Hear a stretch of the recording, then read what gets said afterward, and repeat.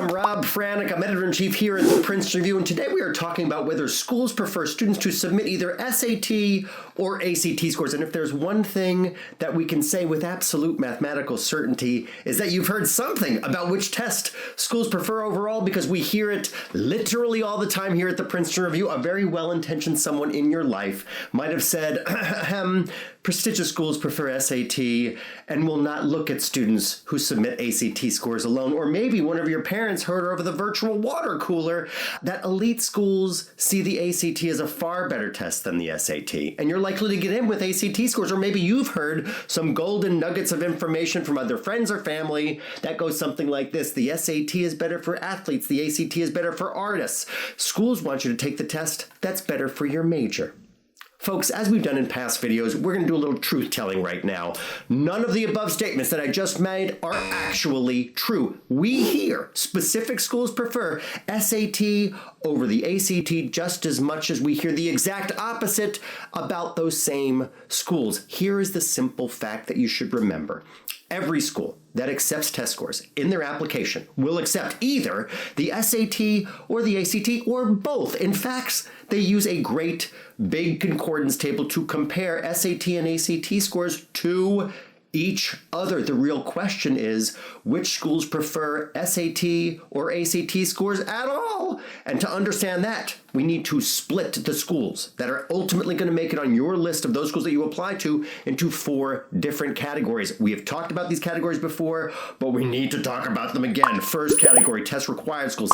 Second category, test flexible schools. Third category, you know what I'm going to say, test optional schools. And the fourth and final, test-free schools. We're going to take a deep dive into each of these categories, paying special attention to our question that we're asking today, SAT or ACT, and we're going to hammer it out together so that you can know what schools actually require. Category 1, test required schools.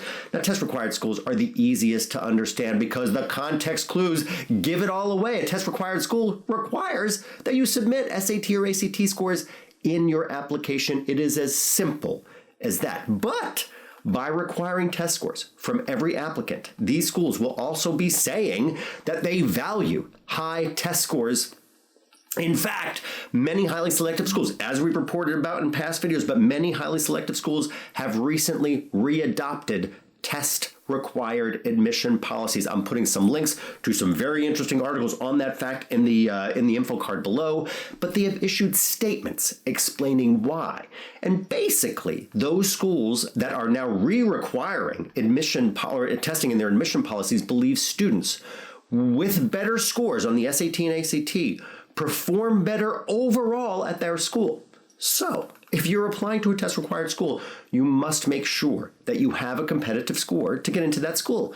And what's a competitive score? That's the greatest question ever. But the easiest route is to look up a school's median SAT and ACT scores. You can do it on the PrincetonReview.com. That's our website. It is easy. It is free. I'm putting a link in the info card below. And let's never forget that students get into test-required schools with scores below the median every year. So we're going to say this out loud. It is a median score, not a benchmark score. But those students that did have strong enough applications to overcome lower than average test scores for that college had just that. So that's going to be part of their application, a big part of their application. Now, category number 2 is test flexible schools. Now, hands down, this is the most confusing of the categories because the category of test requirements, on the surface, it says that test flexible schools is one that doesn't require students to submit SAT or ACT scores, but it does require some other test scores in place. So you can submit your SAT and ACT scores, but if you choose not to, you must submit other scores in its place. Now, you could submit AP scores or IB scores or literally any other kind of examination score. And that's precisely why test flexible policies become so complicated, because you must know precisely which which test a school accepts in place of SAT and ACT scores. So not only if they accept AP or IB scores, but what AP and IB scores you should submit to fulfill their requirements at that school. Now, to give this just a sharper focus, we're going to consider Yale University's very recent adoption of a test flexible policy, which says, and I quote, I wrote this down, applicants choosing to submit AP or IB scores should include results from all subject exams completed prior to applying. Now, so Yale doesn't require students to submit SAT and ACT scores, but if an applicant chooses not to, then they have to submit another test score. And they're likely submitting more test scores overall than just a pesky SAT or ACT score. We're going to take this lesson about test flexible schools and really any other school on your list.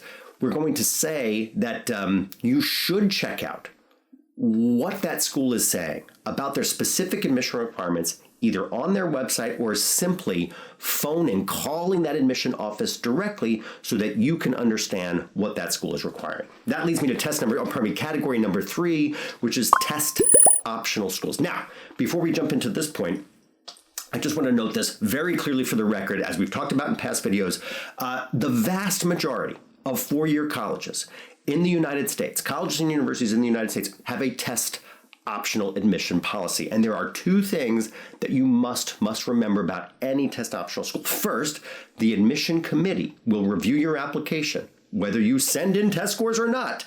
And the second, it doesn't mean that that school does not care about your SAT and ACT scores. So a test optional school very specifically says that they will value a standardized test score. Otherwise, they wouldn't include it in their application process in the first place. Test optional schools will also prefer higher scores on the SAT and ACT, just as they would prefer better grades and higher grades when you were in high school, stronger essays, and of course more impressive letters of recommendation. A test optional school still evaluates a test score if it's submitted. But if your test score is the weakest part of your application, then you don't need to include it on your application to a test optional school. That said, if your score is above the school's median, then by all means, send it in. It can only help you. That leads us on to our fourth and final category, category number 4, which is test-free schools. Now, these are schools which do not consider standardized test scores in the application process. Literally, there is no place to submit a score on an online application portal. And even if you sent in a paper score report to that school's admission office, they wouldn't include it in your final and official file. But all that said, we need to dispel a common misconception about test-free schools. These colleges are not, I'm going to repeat this, not easier to get into because they don't require test scores. Notably, all nine of the University of California campuses are all test-free. University of California, Santa Barbara received 108,955 applications in its first-year class alone last year, and it accepted just 28. University of California, Berkeley accepted just 12% of their 119,894 applicants, and UCLA had an acceptance rate of 9% of the 138,924 applications that they received. Now, as these three University of California's campuses demonstrate to us all, test-free schools are still very often highly selective colleges and universities.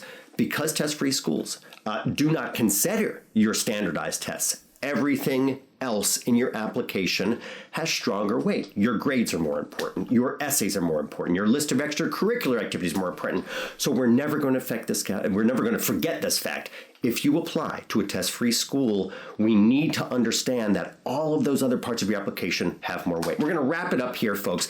And just to summarize some of the points that we discussed, colleges do not prefer SAT scores over ACT scores or ACT scores over SAT scores in the college admission process, yet schools that we have discussed today in granularity in today's segment do not always treat the SAT and the ACT in the exact same way. And that is what we're here for. If you have any questions, please do put them into the chat. I do my level best to make sure that we get at them. Please do subscribe to our channel if you haven't already. Until the next time, I'm Rob Franek. I'm editor-in-chief here at the Princeton Review. Be well.